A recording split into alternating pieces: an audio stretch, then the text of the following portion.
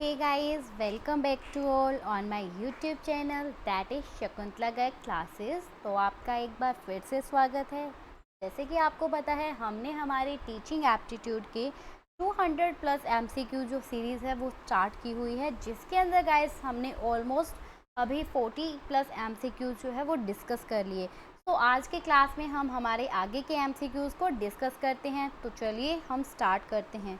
उससे पहले गाइस अगर कोई भी इस चैनल पर न्यू है तो प्लीज़ पहले इस चैनल को सब्सक्राइब कर लीजिए और बेल आइकन को प्रेस कर लीजिए ताकि आपको आने वाले हर एक वीडियोस की नोटिफिकेशन टाइम टू टाइम मिलती रहे। तो अब हम हमारी आज की इस क्लास को स्टार्ट करते हैं। तो ये रहा गाइस आपके सामने फर्स्ट क्वेश्चन। 41 क्वेश्चंस जो है वो हम हमारी प्रीवियस क्लासेस में जो है वो कंप्लीट कर चुके। अगर आप लोगों को उस क्लासेस का लिंक चाहिए तो आप इसका डिस्क्रिप्शन बॉक्स ज़रूर चेक कीजिए। वहाँ पर आपको जो है मेरे टेलीग्राम चैनल का लिंक भी मिल जाएगा, फेसबुक पेज का भी लिंक मिल जाएगा और साथ ही साथ आपको टीचिंग एप्टीट्यूड की बाकी की जो मेरी वीडियोस हैं उन सब का लिंक आपको यहाँ पर मिल जाएगा ताकि आप यहीं से ही जो है डायरेक्ट उन वीडियोस को एक्सेस कर पाओ। तो चलिए अब हम हमारे नेक्स्ट क्वेश्चन पर चलते हैं। तो फर्स्ट क्वेश्चन ये आपके सामने, maximum participation of students is possible in teaching through. Teaching के अंदर स्टूडेंट्स का जो मैक्सिमम पार्टिसिपेशन होता है वो कौन से मेथड्स के थ्रू पॉसिबल होगा। अब आपको ये बताना है, क्या वो लेक्चर मेथड के थ्रू पॉसिबल होगा, डिस्कशन के थ्रू, ऑडियो विजुअल एड्स या टेक्स्ट बुक मेथड। तो गाइज बताइए इसका करेक्ट आंसर क्या होगा। Maximum participation of students. तो देखिए लेक्चर मेथड में क्या होता है कि एक टीचर आता है क्लास में आने के बाद में वो डायरेक्ट क्या करता है, स्टूडेंट्स को उसने बुक खोली, अपना चैप्टर निकाला, स्टूडेंट्स को एक लेक्चर दिया और चला गया। तो अब यहाँ पर तो पार्टिसिपेशन किसका ज़्यादा हुआ, यहाँ पर तो टीचर का ज़्यादा हुआ। स्टूडेंट्स तो क्या करते हैं, सिर्फ टीचर को सुनते हैं। तो इसीलिए लेक्चर मेथड जो है वो इसका ऑप्शन नहीं हो सकता। अगर हम ऑडियो विजुअल एड्स की बात करें, ऑडियो विजुअल एड्स का मतलब क्या होता है कि जब हम क्या करते हैं, ऑडियो और विजुअल इन दो टेक्निक्स को यूज़ करते हैं हमारी टीचिंग प्रोवाइड करने के लिए। फॉर एग्जांपल अभी यहाँ विजुअल प्रेजेंटेशन के लिए मैंने क्या यूज़ किया, मेरी पीपीटीज़ को ऐड किया जहाँ पर आपको ये क्वेश्चंस दिखाई दे रहे हैं। और ऑडियो के लिए मैंने क्या किया, माइक को यूज़ किया। तो ये क्या है, ये एक ऑडियो विजुअल एड्स है। तो यहाँ पर स्टूडेंट्स का पार्टिसिपेशन तो है ही नहीं। फिर आती है text book method. Text book method क्या होता है कि नॉर्मल आपने बुक खोली, बुक में से पढ़ाया और चले गए, तो वहाँ भी स्टूडेंट्स का पार्टिसिपेशन नहीं होता। तो करेक्ट आंसर इस क्वेश्चन का क्या होगा, डिस्कशन मेथड। डिस्कशन मेथड जो है वो एक ऐसा मेथड है जहाँ पर जो स्टूडेंट्स है उनका पार्टिसिपेशन जो है वो सबसे ज़्यादा होता है। तो करेक्ट आंसर क्या होगा, discussion method. Next question is teachers primary responsibility lie in. Teacher की जो प्राइमरी रिस्पॉन्सिबिलिटी है, जो फर्स्ट रिस्पॉन्सिबिलिटी है वो कहाँ पर होती है, planning educational experiences, keeping students record, implementing policies या ऑल ऑफ द अबव। तो अब बताइए टीचर की प्राइमरी रिस्पॉन्सिबिलिटी कहाँ पर लाई करेगी, क्या वो प्लान कर रहा है एजुकेशनल एक्सपीरियंस को तब, या वो स्टूडेंट्स के रिकॉर्ड को रखता है, या वो पॉलिसीज़ को इम्प्लीमेंट करता है, या इन चारों के चारों ऑप्शंस जो है उनके अंदर जो टीचर है उसका प्राइमरी रिस्पॉन्सिबिलिटी रहती है। तो इसका करेक्ट आंसर क्या होगा गाइस, प्लानिंग एजुकेशनल एक्सपीरियंसेस। अब ये क्यों, देखो टीचर जो है वो सबसे पहले क्या करता है, जो उसका एजुकेशनल एक्सपीरियंस है, जो उसका स्टडी से रिलेटेड एक्सपीरियंस है उसके बारे में प्लान करता है। फॉर एग्जांपल अभी मैं यहाँ पर जो है आपको टीच करने के लिए आई, तो मैं सबसे पहले एक प्लानिंग करके आऊँगी ना कि मुझे आज स्टूडेंट्स को ये पढ़ाना है, ये क्वेश्चंस मैंने प्रिपेयर करने हैं, उन सब का मैं क्या करूँगी, एक पूरी प्लानिंग तैयार करके उनके अकॉर्डिंग वर्क करूँगी। फिर keeping students record, implementing policies, ये सब जो है ये आपके बाद में आते हैं। लेकिन अगर हम प्राइमरी रिस्पॉन्सिबिलिटी की बात करते हैं तो आप सबसे पहले एजुकेशनल एक्सपीरियंस के बारे में प्लान करोगे। Next question, a teacher in the classes. एक टीचर जो है वो क्लास के अंदर क्या होता है, क्या वो डायरेक्टर है ग्रुप का, प्रेसिडेंट है ग्रुप का, लीडर एंड गाइड है ग्रुप का, या ऑल ऑफ द अबव। तो ऑब्वियसली गाइज इसका करेक्ट आंसर क्या होगा, leader and guide of the group. एक टीचर जो है क्लास के अंदर वो क्या करता है, एक लीडर होता है। लीडर का मतलब क्या होता है, जो कि अपने स्टूडेंट्स को लीड करता है, उनको रास्ता बताता है कि बच्चों आपको ये करना है, ठीक है, उनको इन्फ्लुएंस करता है। तो लीडर और गाइड का काम कौन करता है, एक टीचर करता है, ठीक है। फिर अगर हम नेक्स्ट क्वेश्चन पर चलें, तो as a teacher you are going to show historical places of a city to your students. Guys ध्यान से देखना इस क्वेश्चन को। आप एक टीचर हो और आप जो है स्टूडेंट्स को हिस्टोरिकल प्लेस जो है सिटीज़ के वो दिखाने के लिए लेकर जा रहे हो। Father of students does not send his child with you. जो स्टूडेंट्स के जो फादर है वो जो है अपने बच्चों को आपके साथ नहीं भेज रहे, तो इस सिचुएशन में आप क्या करोगे। अब आपको ये केस स्टडी दी है कि अगर आप जो है आपको ऐसा मौका मिलता है कि आप जो स्टूडेंट्स हैं उनको जो है कहीं पर ट्रिप पर लेकर जा रही हो और जो फादर है स्टूडेंट्स के वो मना करते हैं। नॉर्मली ये होता है हमारे साथ, हमारे पेरेंट्स मना कर देते हैं। तो उस सिचुएशन में एज अ टीचर हमें क्या करना चाहिए। Leave this child and would go with other. क्या आपको उस बच्चे को छोड़ देना चाहिए और बाकियों के साथ जाना चाहिए। Try to know why his father was hesitant to send his child. आपको ये जानने की कोशिश करनी चाहिए कि उसका जो फादर है वो क्यों नहीं भेजना चाहता अपने इस बच्चे को। या आप क्या करोगे, convince his father by telling the importance of such educational and cultural tips, या नन ऑफ द अबव। तो ऑब्वियसली गाइज आपको देखते ही पता चल रहा है ऑप्शन सी जो है वो इसका करेक्ट आंसर होगा।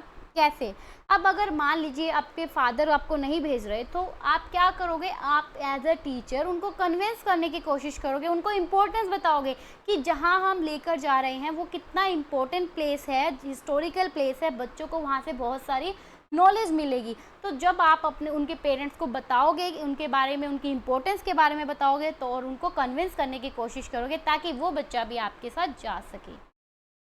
और आप अदर ऑप्शंस में देख सकते हो जो नेगेटिव ऑप्शंस होते हैं गाइज, इस तरह के क्वेश्चंस करने के लिए आप सबसे बेस्ट मेथड जो अडॉप्ट कर सकते हो वो क्या होता है आपका एलिमिनेशन मेथड।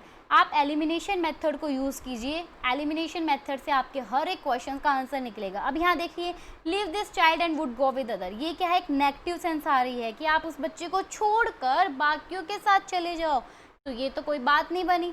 आप उस बच्चे को छोड़ कैसे रहे हो जब आपको पता है कि एक इम्पोर्टेंट ट्रिप है, उनके हिस्टोरिकल जो नॉलेज है उसके लिए है। फिर नेक्स्ट क्या कहता है, try to know why his father was hesitant to send his child.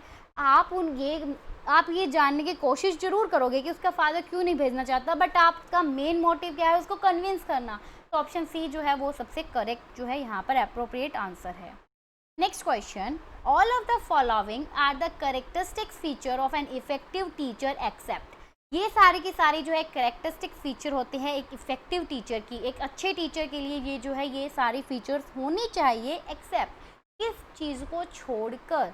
तो देखिए, first one, emphasizing group discussion for the purpose of clarifying objective. एक वो टीचर जो कि क्या करे, एम्फेसाइज करता है किस पर, ग्रुप डिस्कशन पर, कि ग्रुप डिस्कशन होनी चाहिए ताकि ऑब्जेक्टिव्स को क्लैरिफाई किया जा सके। फिर एम्फेसाइज अपन स्टैंडर्ड्स, जो स्टैंडर्ड्स के ऊपर जो है वो प्रेशराइज्ड करता है। या emphasize upon the quick control of the problematic situation, जो सिचुएशन प्रॉब्लमेटिक सिचुएशन है उसके ऊपर क्विक कंट्रोल होना चाहिए, उसी टाइम आप उसको कंट्रोल में करो, उस चीज़ पर फोकस करता है एक टीचर। या फिर differential treatment meted out to student of his class, कि अलग अलग ट्रीटमेंट जो है वो किया जाए और स्टूडेंट्स को जो है, या फिर आप ये कह सकते हो कि एक ऐसा स्टूडेंट जो कि क्लास में अच्छे से ट्रीट नहीं कर रहा उनको बाहर निकाल दो। तो अब एक बताइए, टीचर की ऑब्वियसली ये जो है ये एक नेगेटिव टर्म आ गई ना, हमें यहाँ पर क्या बताना था, एक्सेप्ट। एक्सेप्ट का मतलब जो इसमें से फीचर नहीं है एक अच्छे टीचर का। तो डिफरेंशियल ट्रीटमेंट, क्या स्टूडेंट से एक अलग तरह से ट्रीटमेंट करके, इसका मतलब क्या है, पार्शियलिटी करके स्टूडेंट से उसको बाहर निकाल देना क्लास से, तो ये क्या होगी, ये एक नेगेटिव टर्म आ जाती है यहाँ पर ऑप्शन डी पर। तो इसीलिए ये क्या होगी आपकी, ये इसका करेक्ट आंसर होगा। मतलब ये जो करेक्टरिस्टिक्स है ये एक टीचर में नहीं होनी चाहिए।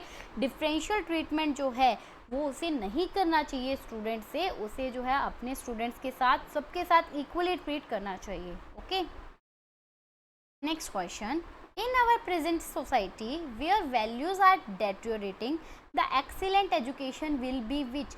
देखिए, आज के टाइम में हमारी जो प्रेजेंट सोसाइटी है जहाँ पर जो वैल्यूज़ होती है, मोरल वैल्यूज़ जो है वो बिल्कुल ख़त्म होती जा रही है।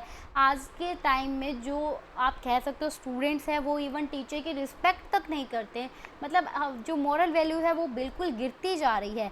तो जो एक्सीलेंट एजुकेशन जो है वो कैसी होगी या कैसी होनी चाहिए। फर्स्ट वन कहता है enable one two learn in an easy manner, कि एक ऐसी एजुकेशन हो जो कि क्या है, किसी को सीखने में मतलब ईजी मैनर में सीख सके बच्चा।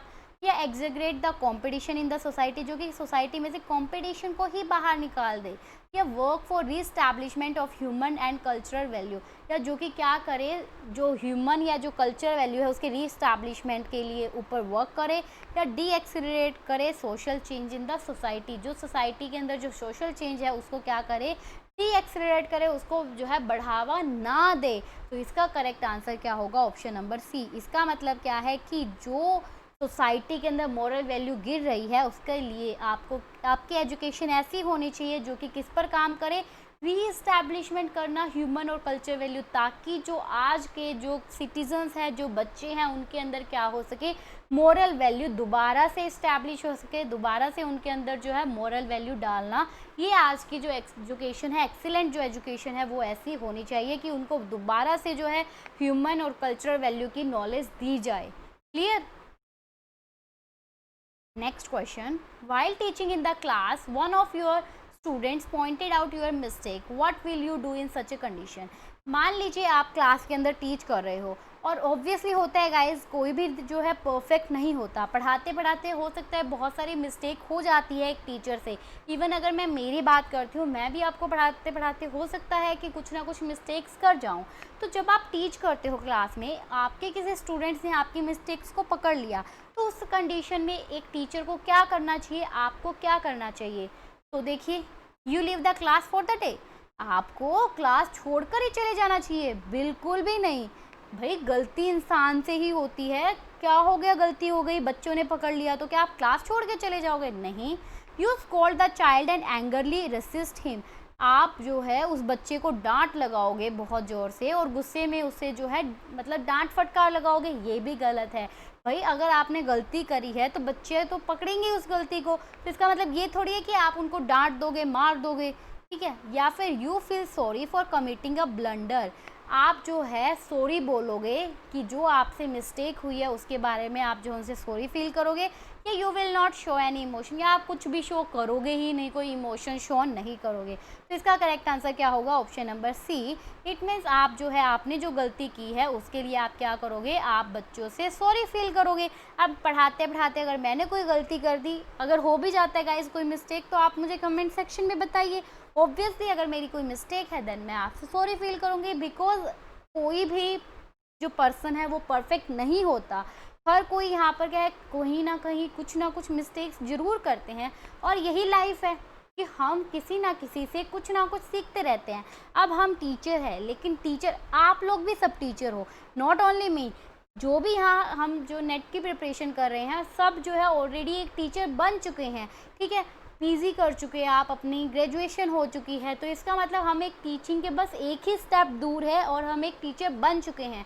इवन आप में से बहुत सारे जो स्टूडेंट्स होंगे वो टीच भी करते होंगे, तो मिस्टेक सबसे हो सकती है। तो उस कंडीशन में आप ऐसा नहीं है कि बच्चे को डांट दोगे, क्लास छोड़कर चले जाओगे, आप जस्ट उनसे सॉरी बोलो, क्योंकि अगर आपने मिस्टेक की है देन सॉरी बोलो और बात को ख़त्म करो, ठीक है? Next question, a teacher of high caste is biased with the low caste students, what advice you would like to give to the teacher. अब देखिए, एक टीचर जो है वो क्या करता है, high caste is biased with the low caste student, वो जो है बच्चों को कास्ट के अकॉर्डिंग पे डिफ्रेंशिएट करता है। हाई कास्ट वाले जो स्टूडेंट्स होते हैं उनको वो डिफ्रेंशिएट कर रहा है लो कास्ट वाले स्टूडेंट से। तो आप उस टीचर को क्या एडवाइस दोगे, मतलब आप उसको क्या एडवाइस देना चाहोगे? Rebuke him for narrow thinking, आप उसे जो है डांट लगा दोगे उसकी जो नैरो थिंकिंग है उसकी वजह से? नहीं, ये तो हम नहीं करेंगे। His attitude is all right, क्या जो उसका ये एटीट्यूड है वो सही है? बिल्कुल भी नहीं सही। ऐसे कैसे डिफ्रेंशिएट कर सकते हो आप? या आप threat him against the constitutional provision, आप उसको धमकी दोगे डायरेक्ट कि भाई अगर तू ये डिफ्रेंशिएट करेगा ना, भेदभाव करेगा, तो जो कॉन्स्टिट्यूशनल प्रोविज़न है, जो संविधान के अंदर जो इसके ऊपर कानून बने हुए हैं उसके अकॉर्डिंग, उसके तहत जाकर हम तेरे पे केस कर देंगे। तो हम धमकी वगैरह भी नहीं देंगे, क्योंकि महात्मा गांधी जी ने क्या कहा है, अहिंसा परमो धर्म, ठीक है ना? तो फिर क्या है, he should not behave against the national spirit and need of the hour, उसे जो है वो आप उसे एडवाइस दोगे कि उसे जो है नेशनल स्पिरिट जो है उसके अगेंस्ट बिहेव नहीं करना चाहिए, and need of the hour मतलब कि उसे जो है ये इस चीज़ की ज़रूरत है कि वो सबसे मिलकर जुलकर काम करे, बच्चों को कोई डिफ्रेंशिएट ना करे, जो भी हमारे नेशंस की, हमारे राष्ट्र के अगेंस्ट जो भी बिहेव है उसको वो ना करे। ये हम उसको एक क्या करेंगे, एडवाइस देंगे कि आप सबको एक साथ लेकर चलो, सबके राइट्स का ध्यान रखो, ठीक है। Next question, one of your colleague is living in your locality but you have no affinity with him, the reason may be. देखो, आपका कोई कलीग है जो कि आपकी ही लोकेलिटी के अंदर रहता है, आपके ही आस पड़ोस में रहता है, लेकिन आपका उससे कोई भी जो है बोलचाल नहीं है, आप उससे कोई भी मतलब आना जाना नहीं रखते, तो उसका रीज़न क्या है, या उसका रीज़न क्या हो सकता है? कि सेल्फिशनेस, कि वो जो है मतलब स्वार्थी किस्म का बंदा है, हिज रिलीजियस फेथ, कि वो जो है धार्मिक है ज़्यादा ही, तो आपको वो पसंद नहीं, आप उसके घर आना जाना पसंद नहीं करते, या हिज सोशल रिजेक्शन, कि वो सोसाइटी से जो है मतलब वो रिजेक्ट करता है, वो मिलजुल कर नहीं रहता, या उसका मिसरेबल बिहेवियर या रूरल बैकग्राउंड, जो उसका बिहेवियर है वो अच्छा नहीं है और उसका जो बैकग्राउंड है वो रूरल टाइप का है, वो गांव से बिलोंग करता है, इसीलिए आप उसके साथ जो है नहीं इतना आना जाना रखते। तो इसका करेक्ट आंसर होगा his selfishness, sorry, yes, his selfishness. क्योंकि अब देखो, आप अगर आपका कोई आस पड़ोस है, हर कोई अपने पड़ोसियों से लिंक बना कर रखता है, राइट। अब अगर आप उससे लिंक नहीं बना रहे तो उसके रीज़न हो सकते हैं गाइज, ये चारों ही रीज़न हो। यहाँ मैं ये नहीं बोलूँगी कि ये गलत है, बिकॉज हर एक पर्सन का नेचर, हर एक पर्सन का बिहेवियर अलग होता है। अब कोई पर्सन जो है, अब मान लीजिए कुछ एक, अब मैं सबकी बात नहीं करूँगी, कुछ एक क्या करते हैं, रिलीजन्स के बेस पर डिवाइड करते हैं कि अगर हमारे पड़ोस में दूसरे रिलीजन का पर्सन है तो हम उससे बात नहीं करेंगे। कुछ पर्सन इस वजह से ऐसा करते हैं, जबकि कुछ एक क्या है, सोशल रिजेक्शन। सोशल रिजेक्शन तो गाइस आप ये इसको तो कह ही नहीं सकते कि सोसाइटी ने उसे रिजेक्ट कर दिया। क्यों? सोसाइटी में तो सबको वैल्यू है। हमारी सोसाइटी ऐसी है जहाँ हमारे इंडिया के अंदर हर तरह के लोग रहते हैं, तो सोशल रिजेक्शन नहीं होगी। Miserable behaviour and rural background, ये जो है ये गाइस कौन करते हैं, जो बहुत ही हाई फाई जो पर्सन्स होते हैं, हाई क्लास पर्सन होते हैं, वो ये चीज़ें देखते हैं। बट बेसिकली अगर हम बात करें तो एक पर्सन जो, एक कलीग जो है, जो कि आपकी लोकेलिटी में रहता है और आपका अगर उससे कोई बोलचाल नहीं है, तो उसका रीज़न क्या है, उसकी सेल्फिशनेस। वो जो है एक स्वार्थी किस्म का है, वो मतलब अपने मतलब से ही मतलब रखता है। जब उसे कोई काम होगा तो वो आपसे बोलेगा, उसे कोई काम नहीं है तो वो आपसे नहीं बोलेगा। उस वजह से जो है आप जो है उससे ज़्यादा बातचीत नहीं करते। Next question, if majority of students in your class are weak you should. अगर आपके क्लास में बहुत सारे स्टूडेंट, मेजॉरिटी ऑफ स्टूडेंट जो है वो वीक है, कमज़ोर है, उनको समझ कम आता है, तो आप क्या करोगे? Not care about the intelligent student. आप इंटेलिजेंट स्टूडेंट के बारे में कोई ध्यान ही नहीं रखोगे। क्यों नहीं रखोगे? ध्यान रखेंगे बिल्कुल, क्योंकि क्लास में सब क्या है, एक जैसे है। या फिर keep your speed of teaching fast so that student comprehension level में इंक्रीज। अगर आपको पता है आपकी क्लास के जो स्टूडेंट्स हैं उनको समझ कम आता है या उनको लेट समझ आता है, फिर भी आप अपनी जो पढ़ाने की स्पीड है उसको बहुत फास्ट रखते हो, ताकि उनका जो है मतलब उनको समझने की जो उनकी शक्ति बढ़ सके, तो ये चीज़ गलत है ना। आप उसकी टीचिंग को फास्ट नहीं रखोगे, बल्कि आप उस टाइम अपनी टीचिंग को स्लो रखोगे ताकि वो समझ सके, ठीक है। Keep your teaching slow. अब उसने बोला आप अपनी टीचिंग को स्लो रखोगे, ये बात आपकी करेक्ट है, बट ओनली एंड ओनली कितने, 50% करेक्ट है। आप अपनी टीचिंग को स्लो रखोगे तो ये किसके लिए अच्छा है, ये उन स्टूडेंट्स के लिए अच्छा है जो कि क्या है, वीक स्टूडेंट्स है। बट यहाँ पर मेजॉरिटी ऑफ स्टूडेंट्स वीक बोला है, तो बाकी के क्या है, स्ट्रॉन्ग है, मतलब इंटेलिजेंट है।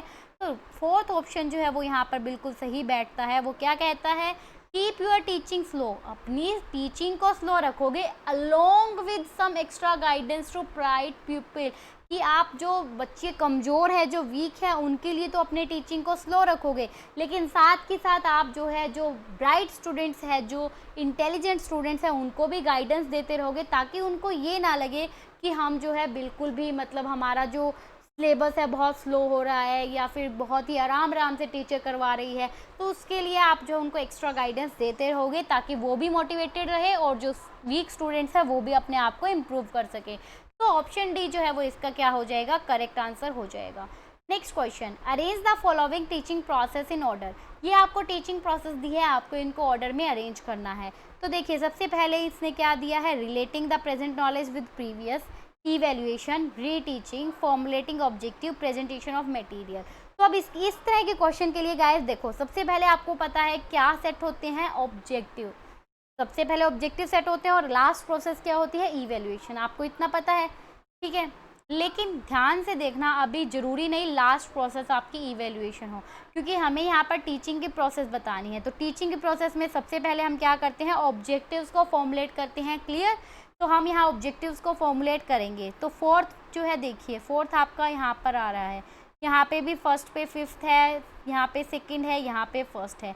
तो इसका मतलब आपको एक ही ऑप्शन से जो है ये करेक्ट हो रहा है कि ऑप्शन डी करेक्ट हो जाएगा। देखो कितने कम टाइम में, इवन एक मैंने देखा कि फॉर्मुलेटिंग ऑब्जेक्टिव आपका फर्स्ट स्टेप होता है।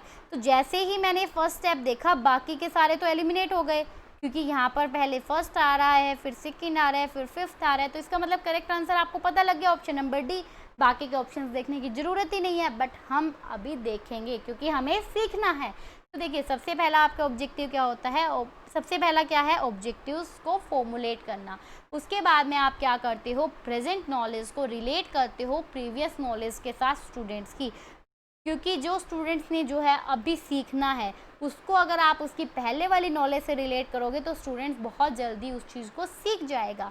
फिर आपने क्या किया, उसको रिलेट करके आप उस मटेरियल को क्या करोगे, प्रेजेंट करोगे। प्रेजेंट करने के बाद में फिर क्या होगा, आप उसको इवेल्युएट करोगे कि आपने जो है बच्चों को जो सिखाया, जो आपका ऑब्जेक्टिव था, फुलफिल हुआ या नहीं। अगर ऑब्जेक्टिव फुलफिल हुआ देन ओके, फिर आप अगर नहीं हुआ देन आप दोबारा से चेक करोगे, उनको दोबारा से रीटीचिंग करोगे, दोबारा से पढ़ाओगे। तो इसीलिए करेक्ट सीक्वेंस क्या हो जाएगी, 4 1 5 2 3। Clear to everyone? एक बार फिर से बता देती हूँ, टीचिंग प्रोसेस की अगर हम बात करते हैं, सबसे पहले आता है ऑब्जेक्टिव को फॉर्मुलेट करना, फिर आता है प्रेजेंट नॉलेज को पास्ट के साथ रिलेट करना, देन आता है मटेरियल को प्रेजेंट करना, देन इवैल्यूएशन और फिर reteaching. Next question, what are the characteristics of continuous and comprehensive evaluation. आपको बताना है कॉन्टिन्यूअस एंड कॉम्प्रिहेंसिव इवैल्यूएशन की कैरेक्टरिस्टिक्स क्या है। तो पहले तो आप पूछोगे कि मैम ये CCE है क्या, क्या है ये CCE। तो देखिए कॉन्टिन्यूअस एंड कॉम्प्रिहेंसिव इवैल्यूएशन, इसके ऊपर गाइस मैंने पूरी एक वीडियो बना रखी है। CBCS सिस्टम के ऊपर, चॉइस बेस्ड क्रेडिट सिस्टम जो है उसके ऊपर मैंने पूरी वीडियो बनाई है। इसी के अंदर आता है आपका CCE। तो इसकी कैरेक्टरिस्टिक्स क्या होती है, क्या ये इंक्रीज करता है workload on students by taking multiple subject. क्या आपका CCE जो है स्टूडेंट्स के वर्कलोड को बढ़ाता है। No, it replace marks with grades. Yes, ये जो है ये बिल्कुल सही है। It evaluate every aspect of student, ये भी बिल्कुल सही बात है। It helps in reducing examination phobia, ये भी बिल्कुल सही। तो इसका करेक्ट आंसर क्या हो जाएगा आपका, BCD, ये रहा ऑप्शन नंबर 4, ये आपका इसका करेक्ट आंसर हो जाएगा। अब मैं थोड़ा सा बता देती हूँ कि CCE है क्या। देखिए सबसे पहले जो CBSE है उसने क्या इंट्रोड्यूस किया, चॉइस बेस्ड क्रेडिट सिस्टम को इंट्रोड्यूस किया। तो उसके अंदर क्या होता है, चॉइस बेस्ड क्रेडिट सिस्टम में इसमें स्टूडेंट्स को जो है चॉइस दी जाती है कि वो अपने जो मेन सब्जेक्ट है उसके अलावा कोई भी जो सब्जेक्ट है उनको सेलेक्ट कर सकता है, किसी एक सब्जेक्ट को, ताकि स्टूडेंट्स को क्या किया जा सके, उसकी ओवरऑल डेवलपमेंट की जा सके, उसे हर फील्ड में जो है अच्छा बनाया जा सके। जब CBCS आया उस टाइम पे कॉन्टिन्यूस एंड कॉम्प्रिहेंसिव इवैल्यूएशन किया जाने लगा, जिसके अंदर जो आपके मार्क्स जो स्टूडेंट्स को पहले दिए जाते थे, मार्क्स की जगह पर जो है ग्रेड दी जाने लगी। ग्रेड क्या, A grade, B grade, A grade हो गई, A+, B, B+, C+, इस तरह से ग्रेड दी जाने लगी। अलग अलग जो स्टूडेंट्स जिसमें आते थे, लाइक अगर किसी ने 10 से 9 ग्रेड जो है वो आपका A+ में आ जाएगा, इस तरह से जो है वो ग्रेड दी जाती थी CCE के अंदर। तो ये क्या करता है, इसने ग्रेड मार्क्स को ग्रेड्स में रिप्लेस कर लिया था। यहाँ पर स्टूडेंट्स के एवरी एस्पेक्ट जो है स्टूडेंट्स का उसको चेक किया जाता है, क्योंकि हर एक स्टूडेंट्स के अंदर अलग अलग क्या होती है, स्किल्स होती है, जो कि यहाँ पर देखी जाती है, इवेल्युएट की जाती है। और ये जो है ये एग्ज़ाम का फोबिया रिड्यूस करने में भी हेल्प करता है स्टूडेंट्स की। Okay, next question, which of the following attribute denote great strength of a teacher. इनमें से कौन सा एट्रीब्यूट जो है एक टीचर की ग्रेट स्ट्रेंथ को डिनोट करता है कि एक टीचर के पास जो है ग्रेट स्ट्रेंथ होगी। Full time active involvement in institutional management, क्या फुल टाइम इन्वॉल्वमेंट हो रहा है उसका इंस्टीट्यूशनल मैनेजमेंट में, तो क्या ये एक ग्रेट स्ट्रेंथ है टीचर की। एग्जाम्पल सेट करना, willingness to put assumption to the test या एक्नॉलेजिंग मिस्टेक। देखिए इसका करेक्ट आंसर क्या होगा, ऑप्शन नंबर बी। इसका मतलब क्या है, बी सी डी। अब यह तो मैंने आपको पहले ही बता दिया, एक टीचर जो है वो full time active involvement institutional management में करेगा तो ये उसकी स्ट्रेंथ नहीं है। एक टीचर को इंस्टीट्यूशनल मैनेजमेंट से क्या मतलब, उसे तो टीच करना है, ठीक है। यस, एग्जाम्पल सेट करना उसके लिए जो है एक इम्पॉर्टेंट एट्रीब्यूट होता है। विलिंगनेस होती है कि वो अजम्पशंस को टेस्ट में जो है पुट कर सके, जो उसने अजम्पशन लगाई, जो उसने मान के चला, जो उसने सोचा करने की, वो सब जो है वो रियल में पुट कर सके। और जो मिस्टेक स्टूडेंट्स ने की है उनका पता लगाना भी जो है एक टीचर की स्ट्रेंथ होती है, टीचर के एट्रीब्यूट्स हम कह सकते हैं। तो बी सी जो है, डी जो है वो इसका क्या हो जाएगा, करेक्ट आंसर हो जाएगा।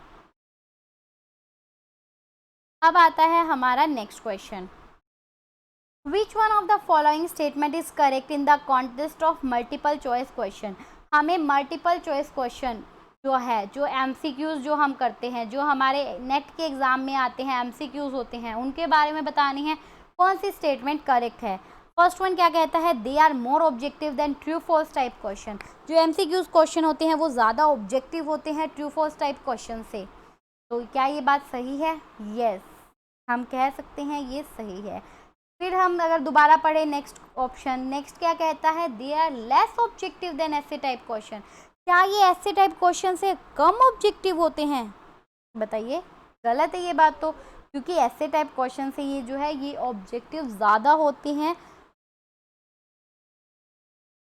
ऑब्जेक्टिव का मतलब क्या होता है, जब आपके क्वेश्चंस का जो है आंसर बिल्कुल करेक्ट आए, जिसमें कुछ चेंजेस ना हो सके। जबकि आपको पता है कि ऐसे टाइप को जो क्वेश्चंस होते हैं उनके अंदर तो क्या है कि आपके बहुत सारे चेंजेस किए जा सकते हैं। फिर आता है they are more subjective than short answer type question. क्या ये सब्जेक्टिव होते हैं? नो, ये सब्जेक्टिव नहीं होते।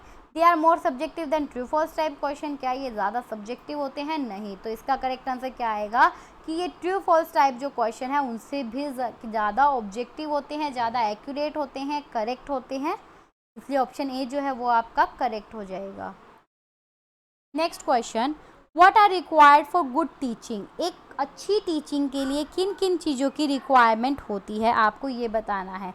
डायग्नोस, रेमेडी, डायरेक्शन और फीडबैक। देखो डायग्नोस क्या होता है, जब आप प्रॉब्लम को आइडेंटिफाई करते हो उसे बोलते हैं डायग्नोस। डायग्नोस मतलब कॉज एंड इफेक्ट का रिलेशन बताना कि क्या प्रॉब्लम आ रही है, क्यों आ रही है वो चीज़। फिर आती है रेमेडी। रेमेडी में क्या होती है, उस चीज़ का सॉल्यूशन देना। डायरेक्शन में क्या है कि डायरेक्शन प्रोवाइड करना। और फीडबैक में क्या आती है, जब आपको कॉन्टीन्यूस फीडबैक मिलती है, कॉन्टीन्यूस जो है आपको टाइम टू टाइम मतलब आपको जो है पता लगता रहता है आपने कैसा कराया, आपकी टीचिंग कैसी थी, बच्चों को समझ में आया या नहीं आया। जैसे मैंने आपको अभी जो है क्लास दे रही हूँ, अगर आपको क्लास अच्छी लगी होगी, आप जो है मुझे फीडबैक देंगे, तो ये क्या है, ये मुझे फीडबैक मिल रही है। तो एक अच्छी टीचिंग के लिए किन किन चीज़ों की ज़रूरत है, फीडबैक की ज़रूरत तो बिल्कुल है, राइट। तो अब यहाँ देख लीजिए आप, डी इसमें है, डी इसमें है, डी इसमें है। इसका मतलब जो ये ऑप्शन, जो ऑप्शन बी है वो क्या हो गया आपका, एलिमिनेट हो गया। उसके बाद में डायरेक्शन भी होना चाहिए अच्छी टीचिंग में, कि मैं आपको डायरेक्ट कर रही हूँ कि बच्चों आपने ये पढ़ना है, ये टॉपिक इंपॉर्टेंट है, ये मोस्ट इंपॉर्टेंट टॉपिक है, ये आपको जो है ये इतने रेलिवेंट नहीं है, ये वो। तो ये क्या है, डायरेक्शन दे रही हूँ, तो इस चीज़ की भी ज़रूरत होती है। तो सी भी आएगा। अब सी इसमें है, इसमें है, इसमें, तीनों में ही है। उसके बाद में आती है डायग्नोसिस। डायग्नोस तो बिल्कुल ज़रूरत होती है गाइस, डायग्नोस करना, प्रॉब्लम्स का मतलब आपको कहाँ प्रॉब्लम आ रही है इस चीज़ का पता लगाना एक अच्छी टीचिंग में। अब अगर स्टूडेंट्स को कुछ चीज़ समझ नहीं आ रही तो मैं पता लगाऊंगी ना उसकी क्यों नहीं समझ में आ रही, क्या रीज़न है, क्या प्रॉब्लम आ रही है। तो ये ऑप्शन भी होगा। तो ए ऑप्शन होगा, तो इसका मतलब अब आप देख लीजिए आपके इसके अंदर ए ऑप्शन है नहीं, तो ये यहाँ से कट, ये यहाँ से कट, तो बच्चा क्या हमारा ऑप्शन नंबर ए। तो आप इस तरह से भी जो है इन क्वेश्चंस को कर सकते हो। ऑप्शन ए जो है वो आपका करेक्ट आंसर हो जाएगा।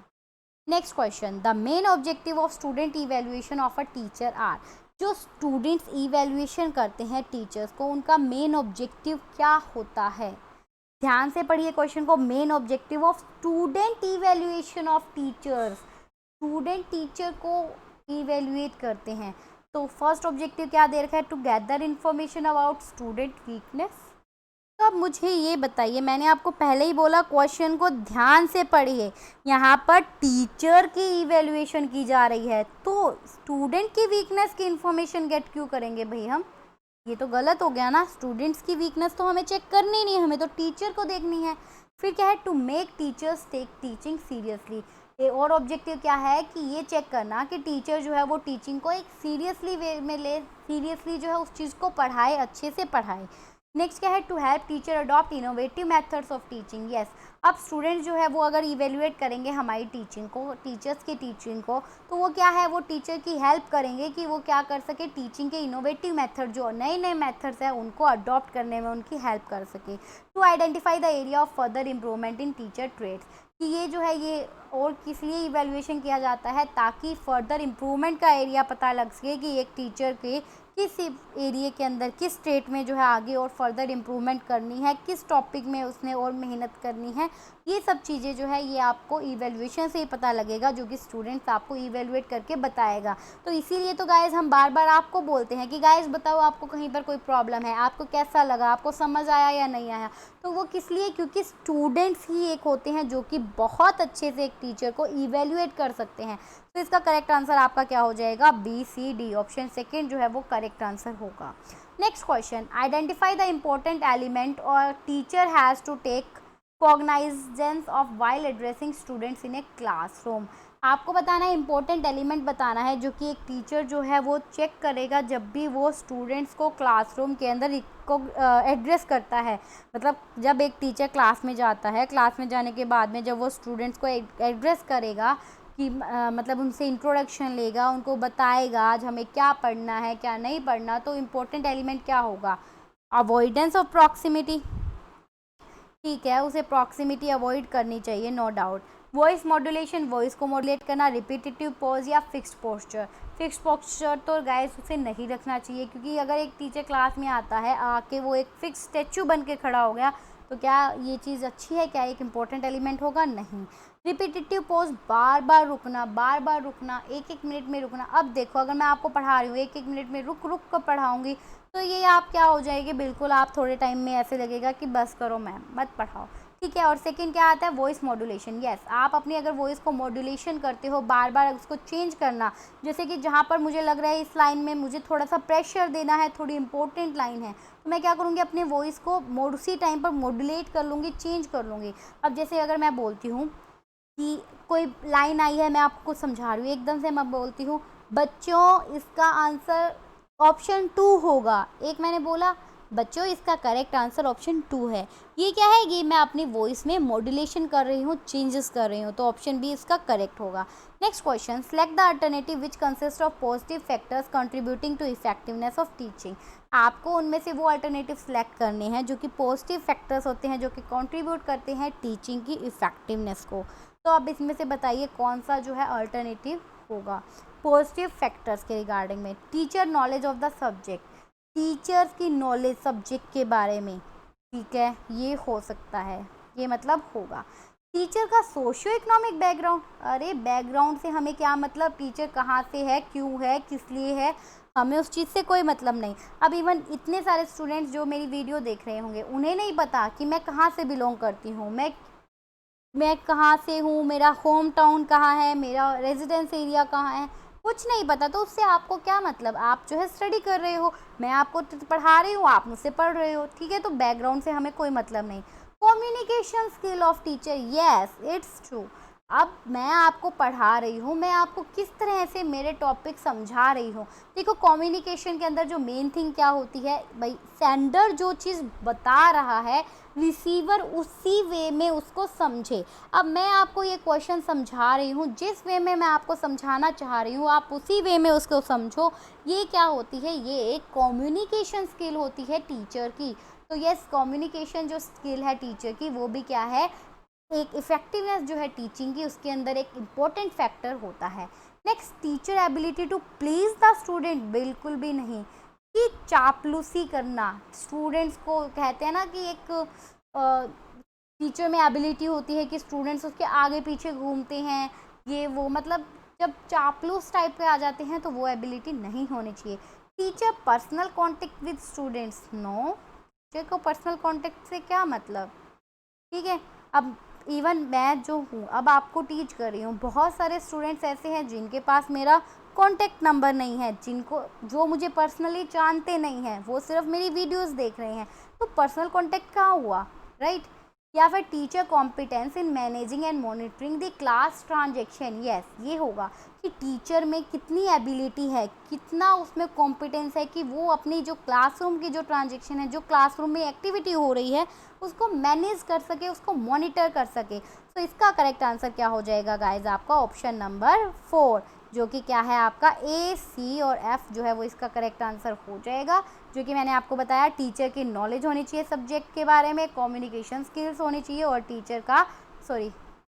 टीचर का कॉम्पिटेंस जो है मैनेज करना और कंट्रोल करना क्लासरूम ट्रांजेक्शन्स को।